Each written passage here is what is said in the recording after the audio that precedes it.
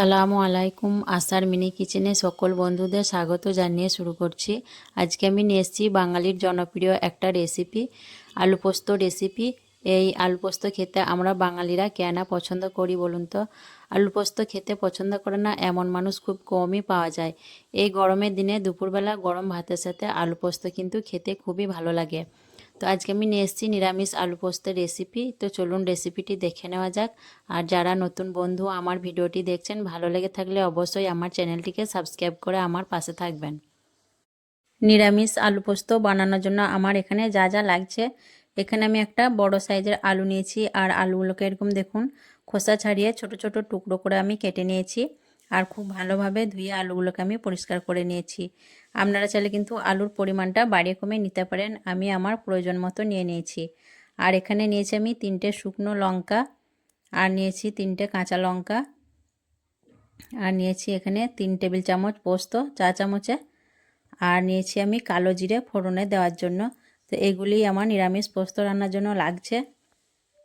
প্রথমে আমি এখান থেকে 2টো শুকনো লঙ্কা নিয়ে নিচ্ছি। দিয়ে পোস্তর সঙ্গে আমি একসঙ্গে করে লঙ্কা আর পোস্ত শিলে খুব ভালোভাবে মিহি করে বেটে নেব। রান্নার জন্য আমি গ্যাস অন করে একটা কড়াই বসিয়ে দিয়েছি। আর দিয়ে দিচ্ছি টেবিল চামচে 3 টেবিল চামচ সর্ষের তেল। দিয়ে তেলটাকে আমি খুব ভালোভাবে নাড়াচাড়া করে গরম করে নেব। তেলটাকে ভালোভাবে গরম করে নেওয়ার পর আমি ফোড়নের জন্য দিয়ে দিচ্ছি ছোটো চামচে 1 চামচ কালো জিরে, আর দিয়ে দিচ্ছি একটা গোটা শুকনো লঙ্কা। দিয়ে আমি নাড়াচাড়া করে ফোড়নটাকে খুব ভালোভাবে ভেজে নেব। আর আলু পোস্ত এরকম একটু কালো জিরে ফোড়ন দিলে পোস্তটা খেতে খুবই ভালো লাগে।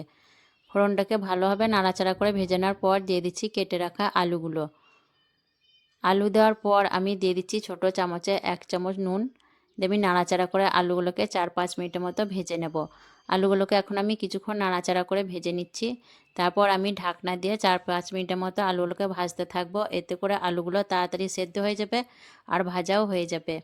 আর মাঝে মধ্যে আমি নাড়াচাড়া করে নেব। 4-5 মিনিট রান্না করার পর দেখুন আলুগুলোকে আমি ঢাকা দিয়ে দিয়ে মাঝে মধ্যে নাড়াচাড়া করে ভেজে নিয়েছি। আলুর গায়ে কিন্তু খুব সুন্দর একটা কালার চলে এসছে দেখুন। আর আলুগুলো কিন্তু খুব ভালোভাবেই সেদ্ধ হয়ে গেছে, সেদ্ধ হতে আর বেশি বাকি নেই। এখন আমি এর মধ্যে দিয়ে দিচ্ছি বেটে রাখা পোস্ত। আর পোস্তর বাটিটা ধুয়ে অল্প পানি দিয়ে দিচ্ছি। দিয়ে আমি নাড়াচাড়া করে আরও 2 মিনিটের মতো পোস্তটাকে আলুর সঙ্গে খুব ভালোভাবে একটু কষিয়ে নেব। এতে করে পোস্তর টেস্টটা খুব ভালো হবে। আর এদিকে আমার রান্না করতে করতে কিন্তু গ্যাসটা শেষ হয়ে গিয়েছিলো, তার জন্য আমি বাকি রান্নাটা এখন আমি একটা চাচি শাশুড়ির ওভেনে করে নিচ্ছি। তো পোস্তটা আমি আলুর সঙ্গে 2 মিনিটের মতো ভালোভাবে কষিয়ে নেব।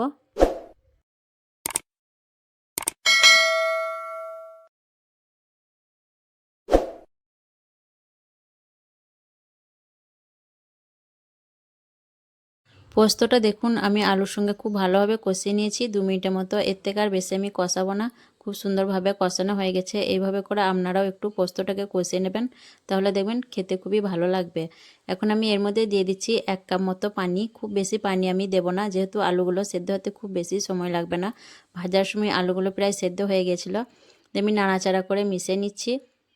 আমি পোস্তটা একটু শুকনো শুকনো করব, তার জন্য খুব বেশি পানি ব্যবহার করলাম না।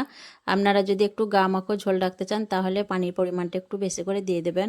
আমি ভালোভাবে নাড়াচাড়া করে মিশিয়ে নিয়ে এই পর্যায়ে আমি নুনটা একটু চেক করে দেখে নেব, যাতে নুনটা কম হলে দিয়ে যেতে পারে। তো নুনটা আমি একটু চেক করে দেখে নিচ্ছি। তো নুনের পরিমাণটা কম হয়েছে, তার জন্য আমি আরও কিছুটা নুন দিয়ে দিলাম। দিয়ে ভালোভাবে নুনটাকে নাড়াচাড়া করে মিশিয়ে নেব।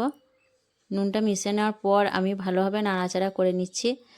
দিয়ে আমি ঢাকনা ঢেকে দিয়ে আরও 3 মিনিটের মতো রান্না করে নেব, তাহলে আমার পোস্ত রান্নাটা রেডি হয়ে যাবে।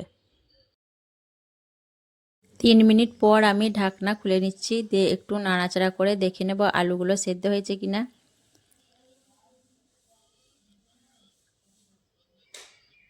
আলুগুলো দেখুন খুব ভালোভাবেই সেদ্ধ হয়ে গেছে। যেহেতু আলুগুলো ভাজার সময় সেদ্ধ হয়ে গেছিলো, তার জন্য খুব বেশি সময় লাগেনি। আলুগুলো ভালোভাবে সেদ্ধ করার পর দিয়ে দিচ্ছি 3টে কাঁচা লঙ্কা, আর দিয়ে দিচ্ছি চা চামচে 1 চামচ কাঁচা সর্ষের তেল। এতে করে খুব সুন্দর একটা ঝাঁঝালো ফ্লেভার আসবে পোস্তটা, তাহলে খেতে খুবই ভালো লাগবে। দিয়ে আমি নাড়াচাড়া করে তেলটা পোস্তর সঙ্গে ভালোভাবে মিশিয়ে নেব, তাহলে কিন্তু আমার নিরামিষ পোস্ত রেসিপি পরিবেশন করার জন্য রেডি হয়ে যাবে।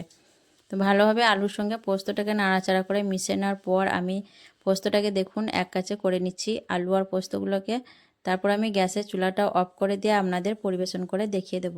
এই গরমের দিনে দুপুরবেলা বা যে কোনো দিন এবং নিরামিষ দিনে এইভাবে করে নিরামিষ আলু পোস্ত আপনারাও বানিয়ে নিতে পারবেন। খুবই সুস্বাদু একটা রেসিপি। গরম ভাতের সাথে আর কিছুই লাগবে না, শুধু এই পোস্ত দিয়েই কিন্তু ভাত খাওয়া হয়ে যাবে।